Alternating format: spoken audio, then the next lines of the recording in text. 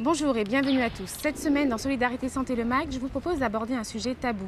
Il s'agit de l'homosexualité. Sujet tabou encore aujourd'hui en 2012, de manière générale, mais ici aux Antilles particulièrement. En effet, on ne peut nier que les personnes homosexuelles sont souvent victimes d'homophobie et lourdement stigmatisées dans notre société. Et pourtant, l'homosexualité existe depuis la nuit des temps, et ce, dans toutes les civilisations.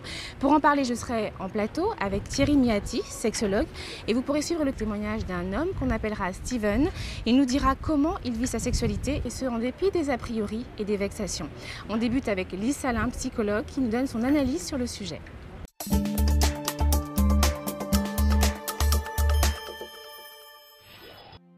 Le thème de l'homosexualité soulève dans nos régions toujours beaucoup de passions. Mais quand on va aborder l'homoparentalité, ces passions vont s'amplifier. C'est-à-dire que même si on est tolérant à l'homosexualité, on va buter sur la notion de parenté, c'est-à-dire la possibilité pour un couple homosexuel d'adopter un enfant. Souvent, dans les familles ou dans notre tête, on pense qu'un enfant qui est élevé, qui est éduqué dans une famille homosexuelle a plus de troubles que d'autres. Les enquêtes et les études prouvent que non. Cet enfant n'est pas plus déséquilibré et n'a pas plus de difficultés existentielles. Alors la question que je vous pose, parce que dans nos familles, nous avons des personnes que nous connaissons, nous avons des proches qui peuvent être homosexuels et comme tout un chacun désirent fonder une famille. Doivent-ils faire le deuil d'un enfant? C'est la question.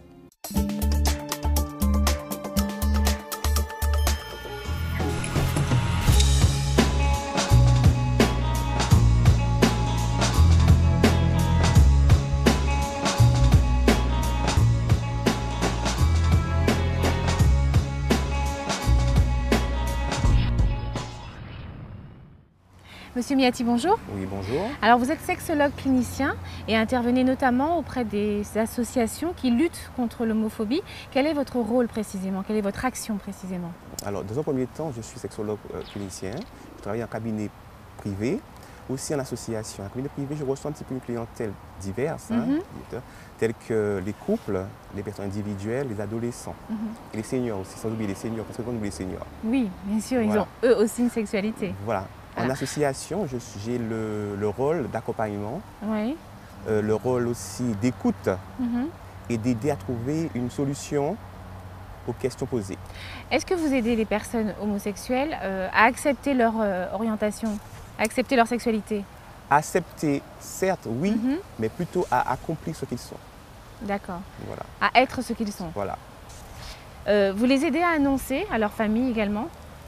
L'annonce, je dirais plutôt c'est le rôle du psychologue. Ouais. Ok, le psychologue. Je peux aider à annoncer, mais il m'est un petit peu difficile en tant que sexologue de donner les arguments Bien sûr. pour l'annonce. D'accord. Voilà. Comment les hétérosexuels que vous rencontrez au quotidien perçoivent-ils leur sexualité? Avez-vous l'impression quand même que celle-ci est empreinte d'idées reçues ou d'a priori? Vous savez, nous sommes en Guadeloupe et surtout dans la Caraïbe, la sexualité est taboue, elle n'est pas épanouie totalement. Ouais. Nous ne vivons pas pleinement dans la sexualité comme il faut la vivre. Nous avons tendance à être restreint, segmenté sur ce plan-là.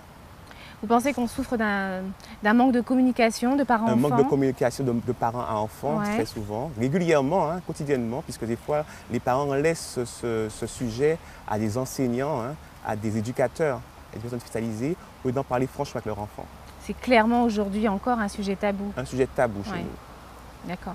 Alors, le manque de communication peut mener loin, ça peut gâcher des vies, puisque gâcher des vies. Il y a des gens homosexuels qui vont jusqu'à se marier, avoir des enfants. Et qui mènent une double vie. Et qui causent des traumatismes vis-à-vis d'eux-mêmes et du partenaire en face. Bien sûr. Voilà, puisque très souvent, ils sont mariés, mais ils n'arrivent pas des fois à soutenir le mariage, à maintenir le mariage. Bien sûr. Et des fois, ils vont voir ailleurs. Ils vont chercher ailleurs ce qu'ils recherchent réellement. Voilà, le propre orientation sexuelle. Ouais. Alors justement, maintenant, je vous propose de suivre notre témoignage de la semaine. Il s'agit d'un homme qui s'assume complètement, bien au contraire. Nous l'appellerons Steven. Il a tenu tout de même à témoigner à visage caché, mais ce n'est pas pour lui, mais par égard pour sa famille, par peur des représailles. On se retrouve juste après.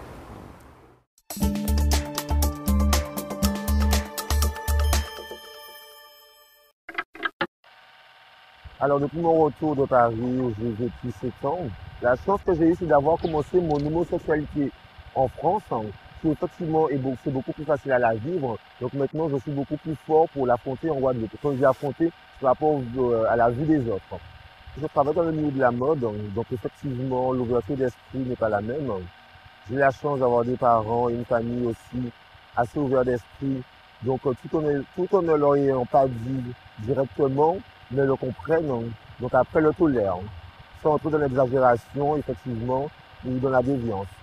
J'ai voulu témoigner ici à visage caché, afin de préserver la tranquillité de mes parents, éventuellement, ainsi que de ma famille, puisque dans la mesure où c'est une émission qui passera à une heure de grande écoute, je pense qu'il est judicieux des fois de temporiser voilà, ses préférences sexuelles.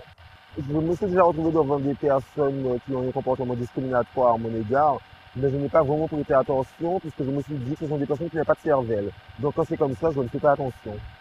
Je ne m'estime pas avoir une sexualité différente, parce que dans un lit, on peut avoir les jambes de la même façon, donc elle n'est pas différente, sauf qu'elle est déviante, tout simplement.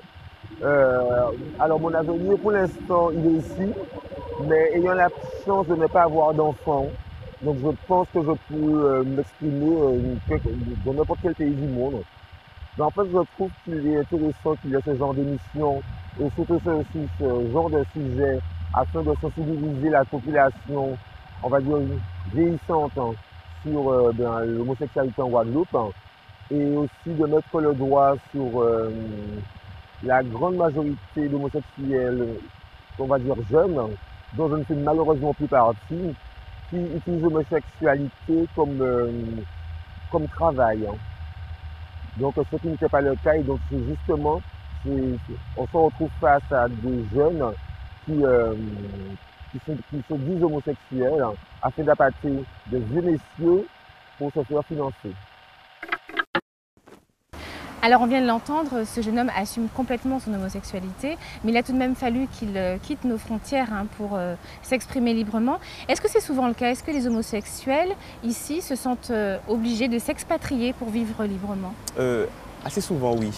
Assez souvent, des fois, ils sont obligés de s'expatrier, de partir, de quitter un petit peu le cocon familial, le cercle familial, pour s'exprimer. Parce que c'est vrai qu'ils ont peur okay, du rejet, la discrimination parentale, la discrimination sociale, la discrimination professionnelle, la discrimination des camaraderies, ainsi de suite. Hein. C'est vrai qu'on a un regard discriminant, un regard de rejet. Surtout qu'ici, je parle pour l'homme, parce qu'il y a également des homosexuels femmes, on ne l'oublie pas, mais l'homme a une image de coq de la basse-cour. De sexe fort. Hein. Voilà, c'est ça.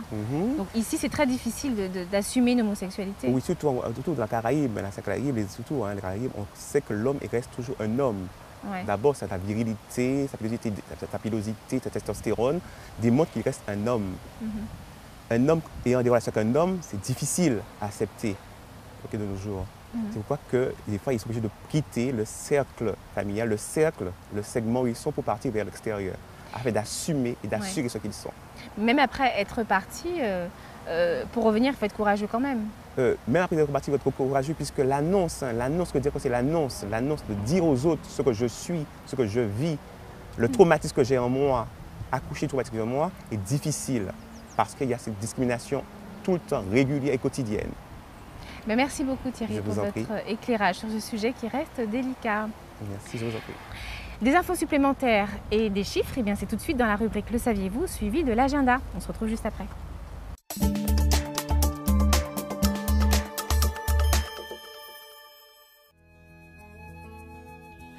Dans nos départements d'outre-mer, on compte approximativement 40 000 personnes homosexuelles, la plupart vivant cachées et dans la peur.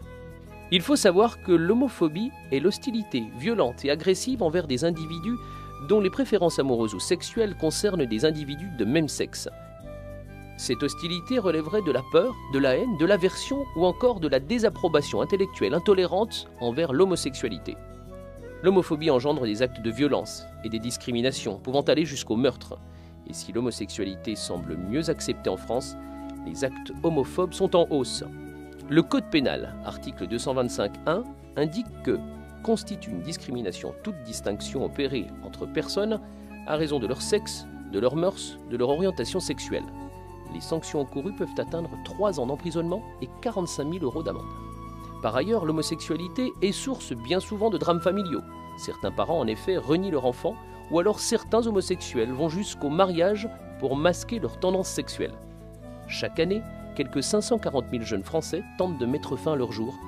Pour la plupart d'entre eux, ce geste désespéré est lié à leur orientation sexuelle.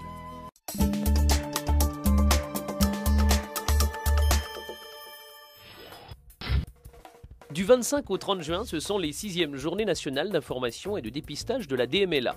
Tâche centrale, moindre perception des détails, ligne droite déformée, couleur plus terne, contours moins marqués. Ces signes peuvent être ceux de la dégénérescence maculaire liée à l'âge à partir de 55 ans. Faites-vous dépister. Le 26 juin, c'est la journée internationale contre l'abus et le trafic illicite des drogues. Le trafic et l'abus de drogue constituent un obstacle majeur au développement. L'utilisation de drogue entraîne de nombreux risques sanitaires et la prise en charge des toxicomanes est souvent difficile.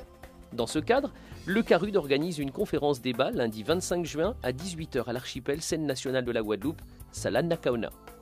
Le 26 juin, c'est également la journée internationale des Nations Unies pour le soutien aux victimes de la torture. La torture vise à briser la personnalité de la victime et constitue une négation de la dignité inhérente à la personne humaine. La Guadeloupe se doit d'être autosuffisante en produits sanguins pour répondre aux besoins des malades. C'est avec vous qu'on pourra atteindre ce challenge. N'oublions pas, donner son sang, c'est un acte généreux, solidaire et responsable. Je vous rappelle les lieux et dates de collecte de l'EFS aux horaires suivants. Comme d'habitude, l'adresse mail de l'émission est à votre disposition, solidaritésantélemag@gmail.com. Vous pouvez nous laisser tous vos commentaires, questions ou informations à communiquer.